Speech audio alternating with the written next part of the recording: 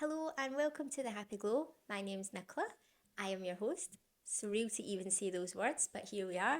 First episode, introduction, and I have been so nervous and so scared to even start this. It's taken me weeks, and part of the reason is because I wasn't well and stuff, so that kind of put things on the back burner for a little bit.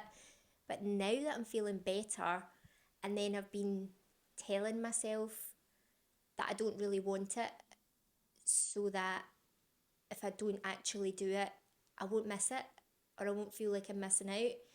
But I sat down with myself about 2 days ago and I said, how would you feel if you never done it? Where you hadn't started something that you know you really want to do, how would you feel? And the answer was not very good.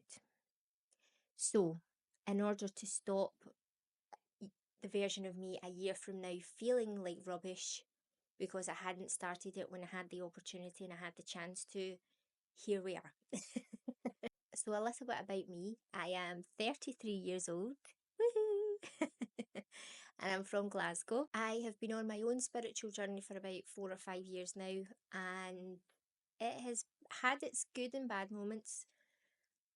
The challenging part was in the beginning because I had to consistently choose me and choose growth and choose expansion and choose everything that I hadn't chosen up until this point. It was a total reframing of your whole life. That's exactly what it is. It reframes your whole life because you choose yourself consistently. And for a lot of people that is foreign, especially people that are givers. It's foreign to choose yourself. It's not something that you're used to. So it does take a little bit of tweaking and a little bit of working to get to that point where it becomes a comfortable norm for you to choose yourself. The reason why I started this podcast is because it has been in the back of my mind for the past 2 years, and I kept putting it off and putting it off and putting it off until I got to the point where I couldn't put it off anymore. It's like a siren inside, like an internal siren saying, stop ignoring what you know you want to do because you're scared, because you're fearful of what could happen next, or you're fearful of putting yourself out there and sharing your story. That is the biggest thing for me, sharing my story, because I keep a lot to myself. So being so open to share, because that's what I'm going to be doing on here, is sharing my story, but also sharing some advice and some things that I found that have helped me through my journey, and just fun. We're going to have fun here. This is what I want it to be. I don't want it to be so serious. There are podcasts that are designed for that, the serious part of the journey, and there's podcasts that are designed for the intellectual part of it, the logical part, the deeply spiritual shadow work that you have to go through. But this one's going to be a bit fun because that's who I am. So why not share who I am while sharing the journey? And hopefully, my hope is to create a little community here and help others if they feel like they need guidance in any way.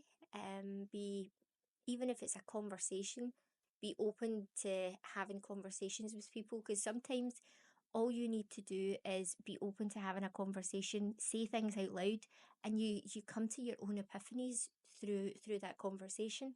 It doesn't need to be you go to someone for that help.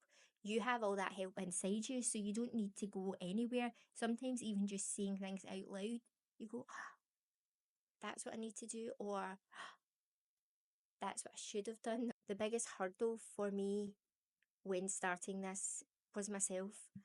I was so nervous, and I was overthinking every single detail of it. I've recorded multiple introductory, and I'm not even going to try and say that word anymore. I've recorded many first episodes and I've just not published them. I have probably about 4, 5 that I've recorded in the past month, and I'm just not publishing them because I don't feel like I'm me when I'm watching it back. I don't feel like myself. And I feel like I'm putting so much weight on the outcome when who cares? I am doing what I feel I've been drawn to do, so I really, at this point, do not care. Do you know what's funny? Over the past couple of weeks, I've had this gradual feeling of not caring anymore. I don't know if it's, well, I just recently turned 33, so I don't know if it's because that is maybe the age where you stop giving a fuck. I don't know. Don't know. But I've reached that point and I feel it. I think it's because part of me was sick and tired of myself. I can make excuses for everything until kingdom come. I can. And then I've realised that the only person that's doing a disservice to is myself, because these are things that I want to do and I'm holding myself back and I'm getting in my own way from doing the things I want to do. It's hard. It is very challenging when up here dictates what you do. It, your mind can be a scary place when you're inside it for too long.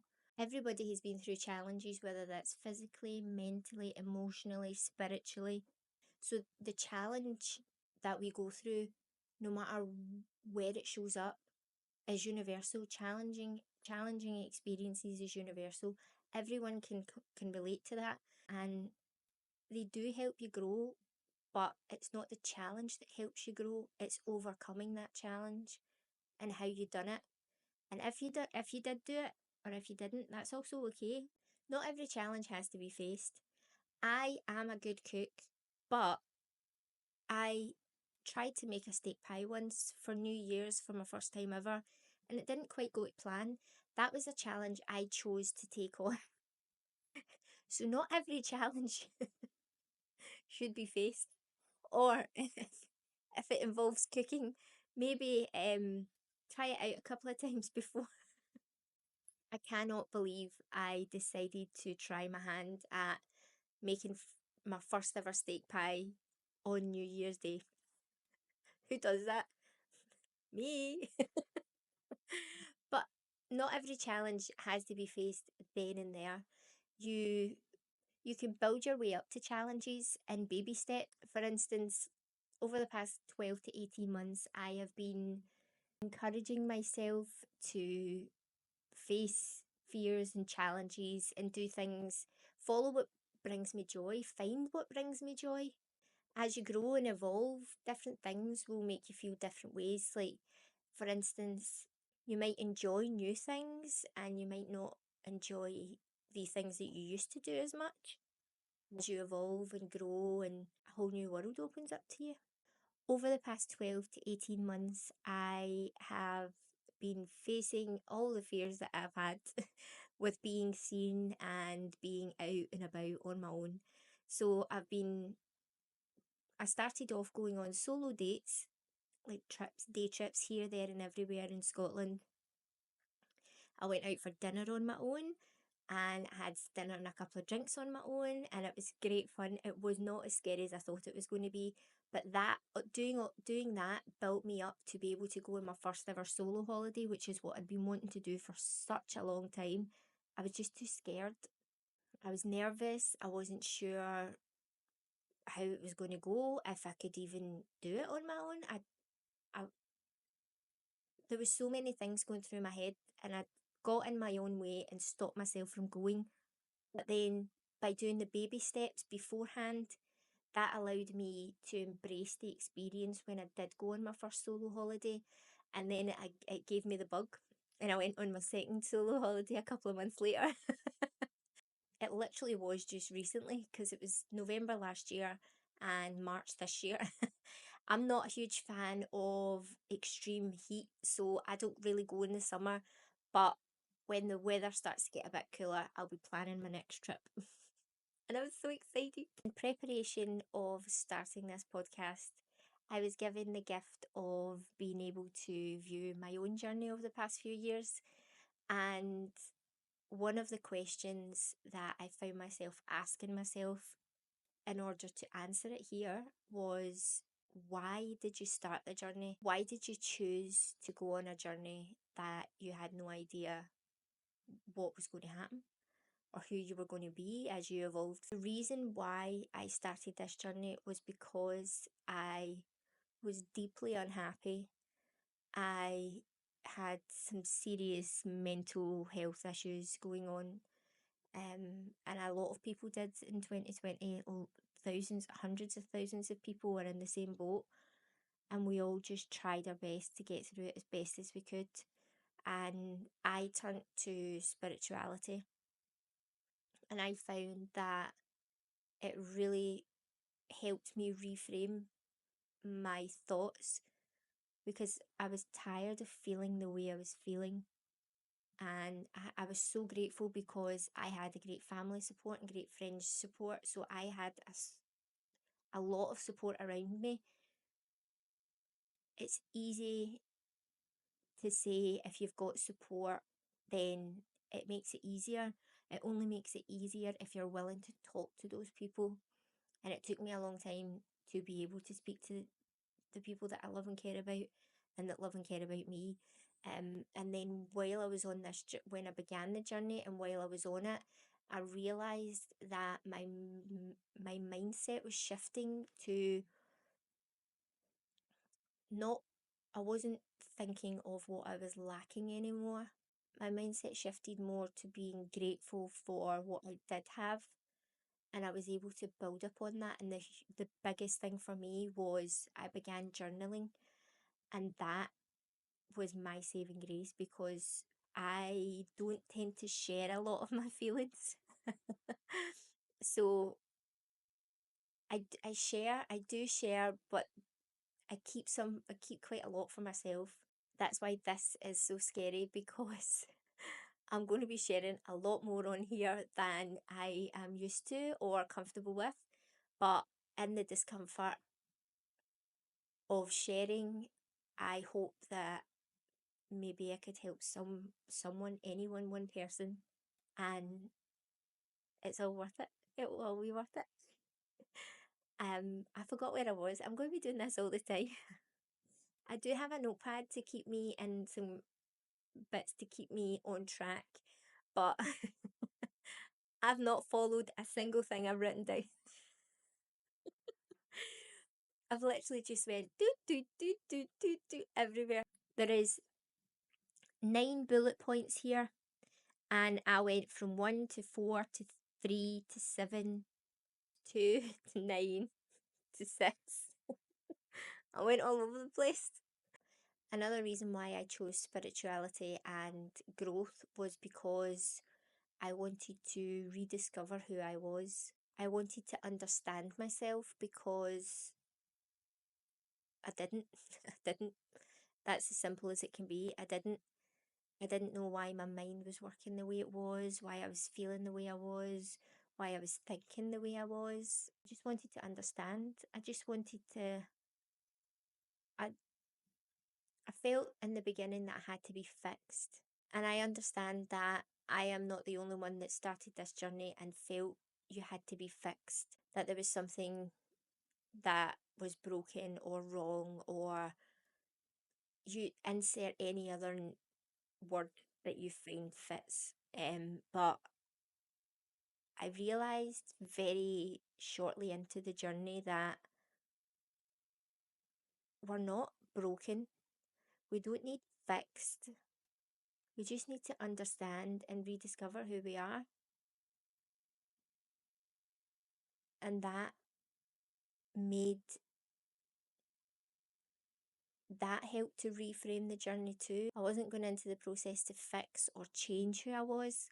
I just wanted to understand who I was, why I felt the way I did, understand my subconscious mind, understand the beliefs that I'd had through childhood and up until I was an adult, just to understand the belief system that I'd been operating with for such a long time unconsciously, and how that had framed decisions that I'd made up until that point, and attachment to people, places, and things. It really does affect decisions without you even realizing it. And that, when I realized that, that was quite jarring. I was like, So I was operating with belief systems that had not been fact checked or questioned. I was just living life with them in my back pocket, unaware.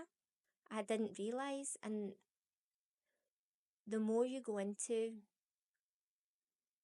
all those parts of yourself, the more you uncover. It's tough, it's worth it, and it's eye opening. And I also realised very early on in the journey that you need to be kind to yourself, because no amount of positive progress is going to be driven from guilt. Positive progress happens with kindness and compassion and understanding. Those are the three biggest things I would say is necessary through the process. But I don't want all this to be super serious and need to have all this enlightened information through the podcast to be valid. As much as I'm a spiritual person, I'm also just a woman. I'm just a woman from Glasgow who enjoys a wide variety of things, and I want to share that too. I want to share all of it because why not? Life is too short. Life really is too short. There are too many things that require the serious version of you. There are too many things in life that are just mediocre, and there are too many things in life that are difficult as well. So, why not have some fun? Why not inject some fun? Why not be the fun? Why not? There will come a time when some of the episodes will be more serious. There will come a time some of the episodes are going to be quite fun. There's going to be a mix, and I can't really say what it's going to look like because I do have a plan, but as we know from the plan that I made for this video, I don't tend to stick to them. I tend to go where the flow takes me. As long as I ensure that what I would like to have included in the episode is there, that's a win.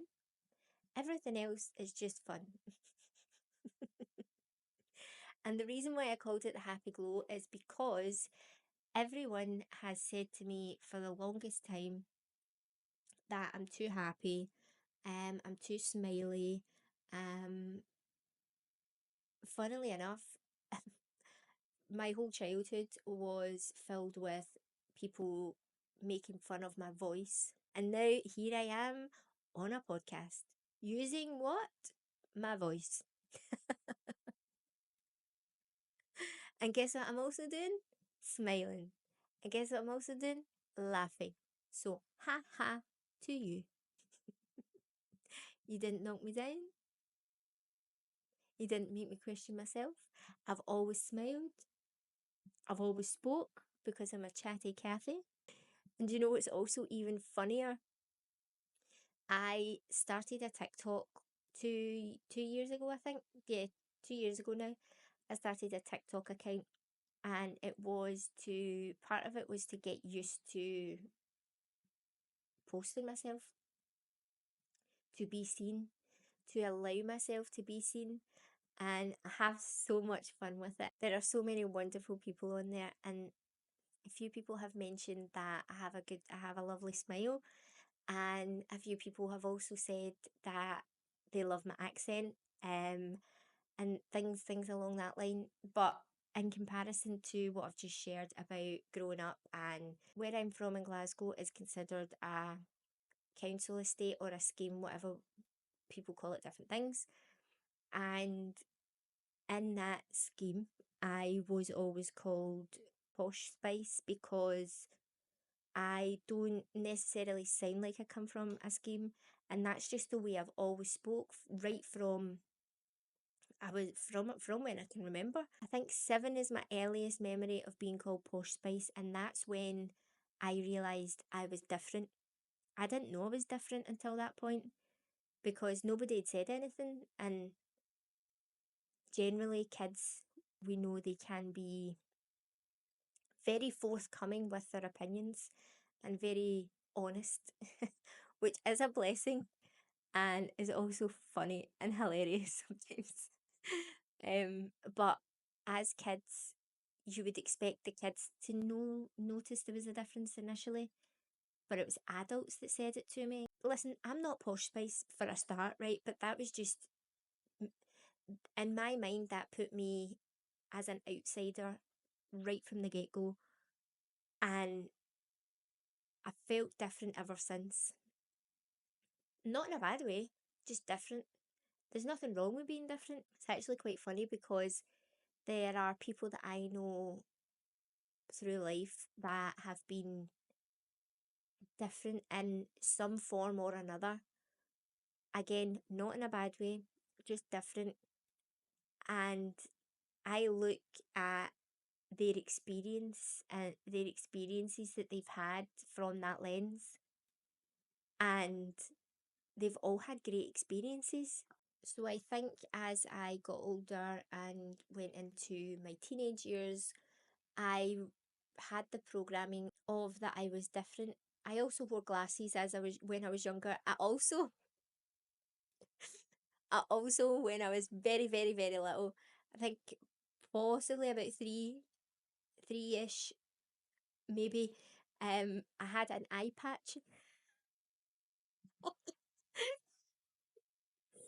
I had an eye patch growing up for about, I think it only lasted about 6 months, if that, because I kept taking it off and running away.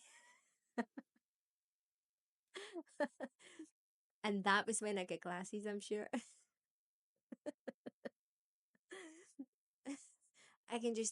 I was a fiery child. I was fiery. Um, so I can imagine the challenge my mum faced with trying with trying to get me to wear an eye patch. I was also, when I was younger, I was very tomboyish in the sense that I was climbing trees, I was playing in the dirt, I was making mud pies, but I was also making potions in the sink and playing with Barbies, and I was also using all my mum's shampoo and conditioner.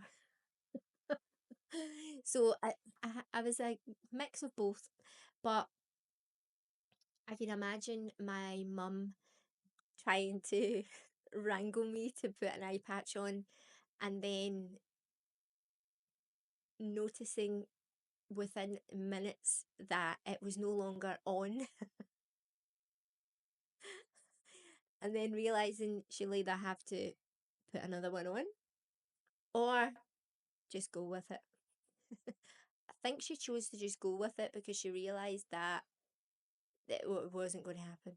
Another part that's quite beautiful about this journey is about when you start your spiritual journey, sorry, is you're able to go back and view your child version and your teenage version and all in between. You're able to go back and view that version of yourself from a different lens. I recall being very hard on myself when I looked back on the decisions I made as a child. I recall being so hard on myself for the choices and decisions I'd made.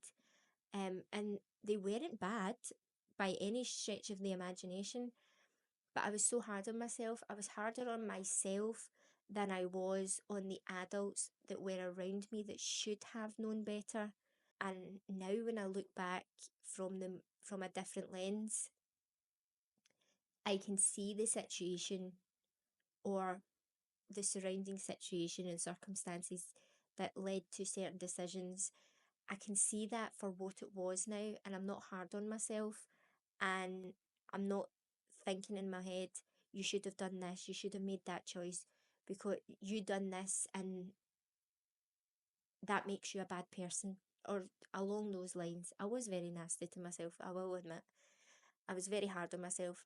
And now when I look back, I think, well, that was the choice you made and that was the outcome. It is what it is. You can't change it.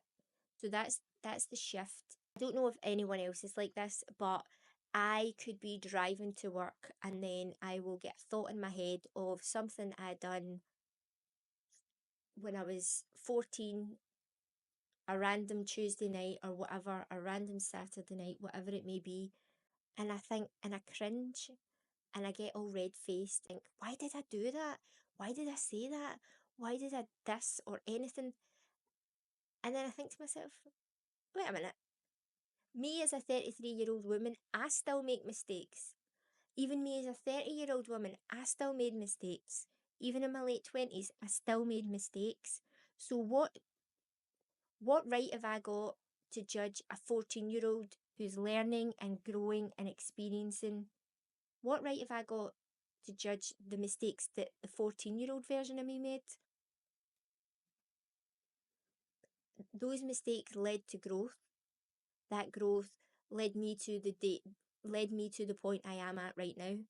So if it wasn't for those mistakes that were made then, I might not be here in this position right now. I could have lived a very different life, especially if I wouldn't have skipped school so often. Things could have been very, very different, but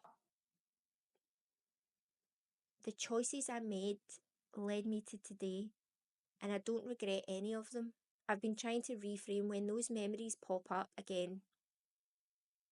Instead of being so hard on my inner child about the mistakes or decisions or choices or words or anything, I've been taking a back seat and going, well, it was what it was. You made the best decision you could at the time with the information you had. And that's it. And it's so freeing to be able to do that. It's so freeing to release the grasp that decision has on you. It's so freeing to allow it to just be one of the many millions of decisions you've made throughout your life. And then don't think about it again, because it probably won't pop up again, because that you've dealt with it, that's it. But when you've got a hold on all of those decisions, or when they've got a hold on you, should I say, when they've got a hold on you, they repeat and repeat and repeat, and you find yourself overwhelmed with the mistakes or choices that you made, and you're so hard on yourself because you made those choices and decisions or mistakes. But you don't know it's a mistake at the time. You just know it's a choice or a decision. You don't know what you don't know. And when you know better, you do better. And if you don't know better and do better the first time, you can still know better and do better the second time or the third time. We're humans, so we're not always going to choose the right way to do things. Sometimes we could be tired, or there's a whole host of different things that could affect your ability to make the right decision. So even if you know what the right decision is, you might not necessarily make it. So being hard on yourself for every single choice or decision you make will only create a negative environment within yourself. You will be chastising or judging yourself, and that doesn't feel good when you're chastised or judged all the time. You feel like you're walking on eggshells. You feel like you cannot make a mistake, or you cannot try anything because you're going to judge yourself for it. And I don't want to live like that. Do you? There's enough judgment from outside in the world. We don't need to be judging ourselves. We just need to be experiencing life to the best of our ability in the best way we know how to in that moment. 10 minutes from now, it might change. 10 days from now, you might know more than you did 10 days ago. So you can make a different decision then. Or sometimes you just want to take the easy decision or the easy choice, because constant evolution and constant growth is exhausting. To always be choosing the better way or to be the better person is exhausting. Sometimes you just want to flow and just do the bare minimum. Sometimes you just want to relax and enjoy life a little bit. because life is for enjoying. I've written down a quote and it says, find what lights you up and do more of it. And that is a big part of the happy glow, finding what brings you joy and finding what lights you up and doing more of it. It's a little bit more complex than that, but for this first introductory episode, that is all I will be sharing. If any of this resonated with you, leave a comment or you can reach me in any of the platforms listed in the description. But have a wonderful day, and we did it! First episode! Oh, so excited!